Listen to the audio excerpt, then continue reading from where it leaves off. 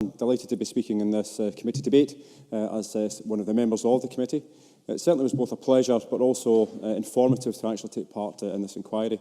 I'm pleased with the report and the work that actually went into it, and I believe that this report can actually help shape a growing sector in the years to come. So also at the outset of the inquiry, we heard from Tommy Gormley on the 8th of February. Now, Mr Gormley is from the West of Scotland, and he's also a first Assistant Director. He provided hugely beneficial evidence, and for me it was actually some of the most powerful evidence I've heard in my time in Parliament. And I may not necessarily have agreed with everything that he said on the record, but he stated this. Furthermore, on the larger issue of Scotland's image, how Scotland is seen in the world is directly linked to our participation in the media world, and that will affect how Scotland performs in all sorts of ways. Now, he also, after I asked him a question about training and also future opportunities, and he answered it by saying this, that there was no structure for training when I started. I'm thankful that there is a structure now. It is vital.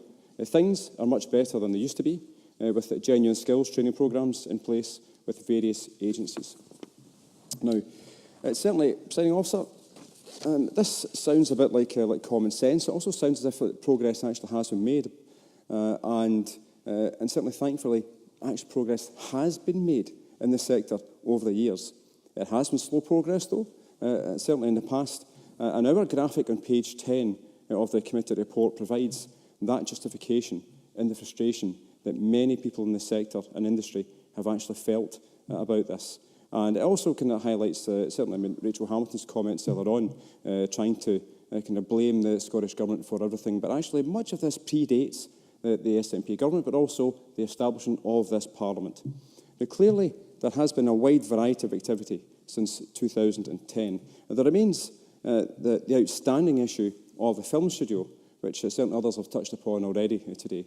Now, I've raised this issue in Parliament before, but and I also have a genuine belief that my own constituency would be a perfect location for any type of studio. And now, if the Lothians actually don't want it, Mr Whiteman, then certainly Inverclyde does. Now, whether it's the former IBM site at Spango Valley or the former power station site at Inverkip, both would lead themselves to the creation of a lawful and adaptable film studio of scale that could deliver the gap in the key infrastructure that is so necessary to be delivered. Now, the location is perfect, with Glasgow International Airport merely 35 minutes away. Transport links to Glasgow are excellent, and we also are the gateway to Argyll and also Burns Country just south of us.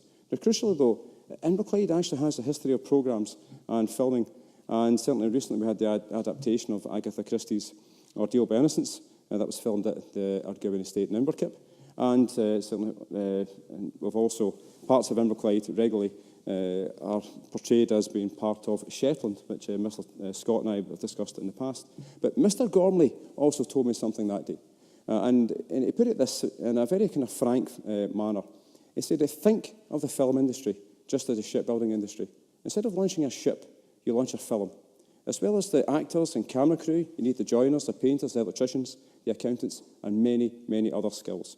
So I know that Inverclyde can launch both ships, but also films.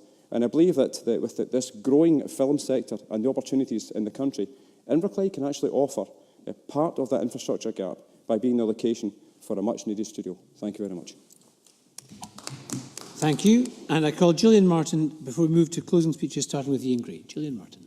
Thank you, Presiding Officer. Today, in addition to my roles in MSP, the hat I'm wearing